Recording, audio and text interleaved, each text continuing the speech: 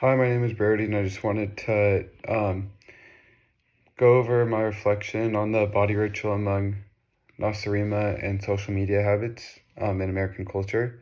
Um, so me reflecting on this, and when I first read it, I was fascinated by how weird the ritual sounded. Just in compared to today's culture, it didn't seem like anything was similar. But I feel like when I really reflected on that, I could tell that a lot of the behaviors were the same, but you just look at it from a different perspective, and you can relate it more to American culture. Um, so this made me think about how a lot of those routines are really tied to today's culture, and the rituals aren't the same, but they kind of almost have the same meaning. For example, it says the holy mouth men, which would sound weird, but in today's culture that'd be dentists. And it also says the la tipso, which refers to hospitals today. So by using different language, it really describes ordinary, normal practices in America today. Um,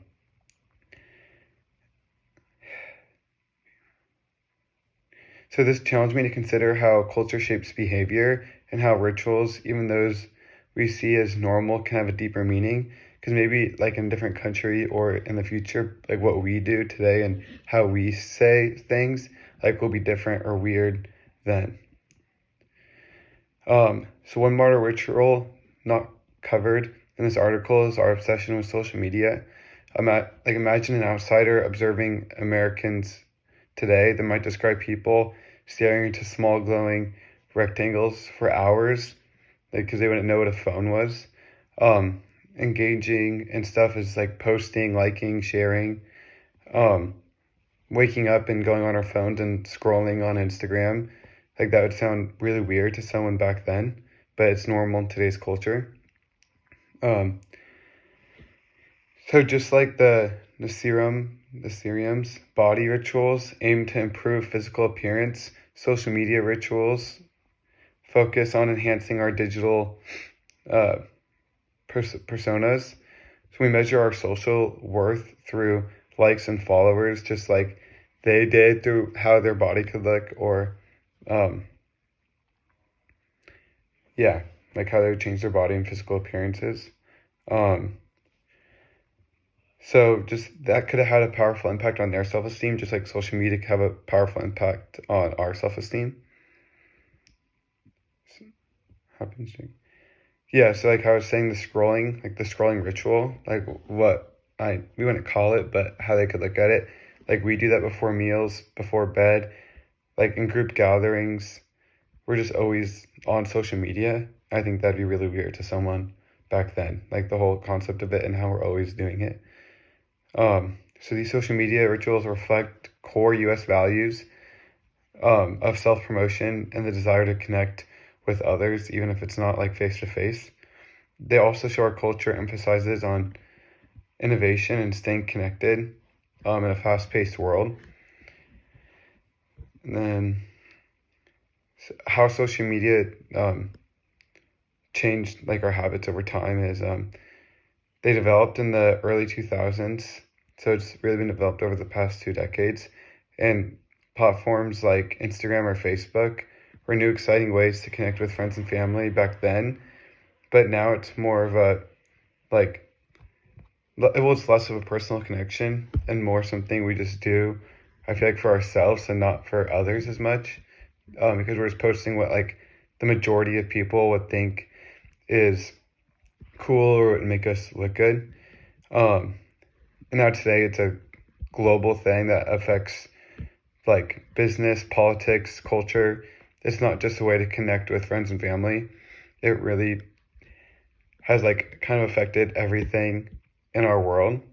It's even affected people's brains with their visual or short attention spans is a big thing, and even viral trends. So the focus has shifted from genuine connection to maintaining an online brand, even for regular people. Um, so then another thing is influencers and content creators has like um flawed the way we look at people. Like those people seem a lot more like how we should be, like what we should be living up to. But even though that's not realistic, it's just like the social media part of it. So the evolution of social media habits has had both positive and negative effects on American culture. On the positive side, social media has helped communication, giving everyone a platform to connect with others globally. The same thing goes for me. I do think social media has helped me stay in touch with people from other countries or um, my friends from back home. So I think that is a positive thing of social media and how it affects today's culture. But downsides, for example, like studies show that excessive social media use and increased rates of anxiety, depression, and loneliness, especially among younger users, often because those younger people think that's what they have to live up to. So overall, social media has changed our lives in many ways, but its influence on mental health and relationships is not a good thing. So as we continue to adapt to this digital culture, finding a balance between online and offline life is crucial for the well-being of individuals and society.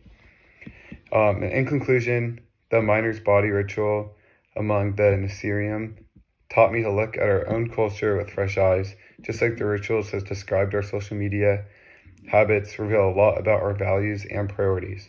Whether these changes are beneficial or hurt us depends on how we use these so-called rituals and how we use social media. Thanks for watching, and that's my overview of the body rituals among Nasirium.